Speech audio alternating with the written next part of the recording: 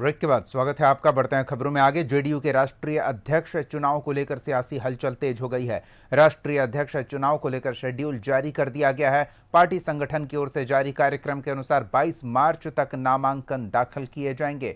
23 मार्च को नामांकन पत्रों की जांच होगी और 24 मार्च नाम वापसी की अंतिम तारीख तय की गई है। नीतीश कुमार का एक बार फिर से राष्ट्रीय अध्यक्ष के पद के लिए चुना जाना तय है।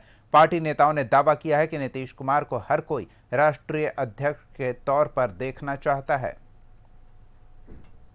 ये तो पहले से ही ये सब लोग जग जाहिर था कि पांचों एनडीए सीट जीत करके आएंगे। जीते, सब लोग को मालूम था। ये गुना भागा गणना का चीज है, वोट की संख्या है। हम लोग जानते थे कि हम लोग वोट संख्या में हम लोग इस बार पांचों सीट जीतेंगे।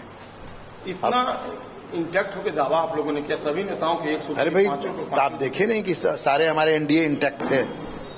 इंटैक्ट का ही ना फल है। इंटैक्ट है, पहले भी था, आज भी है, कल भी रहेगा। राष्ट्रीय अध्यक्ष पद के लिए एक बार फिर से आप लोग क्या चाहते हैं? नीतीश जी ही नेतृत्व? बिल्कुल वही रहेंगे। हम लोगों के सर्वमान्य नेता हैं, दूसरा कौन रहेगा? राज्यसभा चुनाव संपन्न होने के बाद बिहार में राजनीतिक हलचल एक बार फिर से तेज हो गई है। दरअसल जदयू के राष्ट्रीय अध्यक्ष पद के लिए जो चुनाव होना है उसके लिए पार्टी ने शेड्यूल जारी कर दिया है। पार्टी की ओर से जो कार्यक्रम जारी किया गया है उसके अनुसार 22 मार्च तक नामांकन दाखिल किया जाएगा अध्यक्ष पद के लिए। 23 मार्च को नामांकन पत्रों की जांच होगी और 24 मार्च को नाम वापसी की अंतिम तारीख रखी गई है। अगर जरूरी पड़ा तो 27 मार्च को मतदान भी कराया जाएगा। हालांकि इस चुनाव को लेकर सबसे ज्यादा चर्चा इस बात को लेकर है कि नीतीश कुमार क्या करेंगे। मौजूदा हालात को देखते हुए यह कयास लगाया जा रहा है कि नीतीश कुमार एक बार फिर से निर्विरोध चुने जा सकते हैं। पार्टी के भीतर फिलहाल किसी बड़े मुकाबले या विरोध के संकेत नहीं मिल रहे हैं, जिससे उनका रास्ता लगभग साफ नजर आ रहा है। दिल्ली से पटना तक जदयू संगठन में गतिविधियां काफी तेज दिख रही हैं। पार्टी के वरिष्ठ नेताओं और कार्यकर्ताओं की बैठकें जो है वो लगातार जारी है। खास बात यह है कि यह पूरा घटनाक्रम ऐसे समय में हो रहा है जब नीतीश कुमार समृद्धि यात्रा पर हैं और राज्य भर में जनसंपर्क अभियान उनका चल रहा है। राजनीतिक विश्लेषकों की माने तो यह चुनाव सिर्फ औपचारिक प्रक्रिया भर नहीं है, बल्कि इससे पार्टी के भविष्य की दिशा भी तय होगी।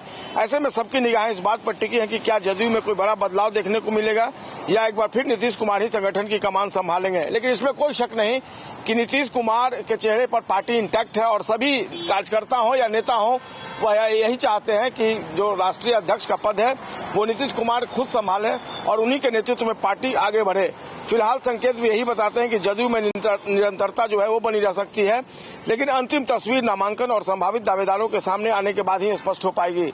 निश्चित तौर पर कल जिस तरीके से राज्यसभा का चुनाव हुआ है और चुनाव परिणाम सामने आया है उसके बाद एनडीए खेमे में खुशी की लहर है और तमाम नेता जो हैं वो एनडीए की मजबूती का दावा कर रहे हैं। 5 सीट के लिए चुनाव हुआ और 5 सीटों पर एनडीए ने फतह हासिल किया है। तो ऐसे में निश्चित तौर पर जो महागठबंधन है उसके लिए चुनौतियां और बढ़ गई हैं और देखना होगा जदयू के राष्ट्रीय अध्यक्ष पद पर जब निर्विरोध नीतीश कुमार अगर चुने जाते हैं तो बिहार में जदयू अपने भविष्य की राजनीति को किस ओर ले जाता है और उसकी दशा और दिशा जो है वो किस रूप में तय होती है। कैमरा पर्सन राकेश के साथ संजय कुमार, कशिश न्यूज, पटना।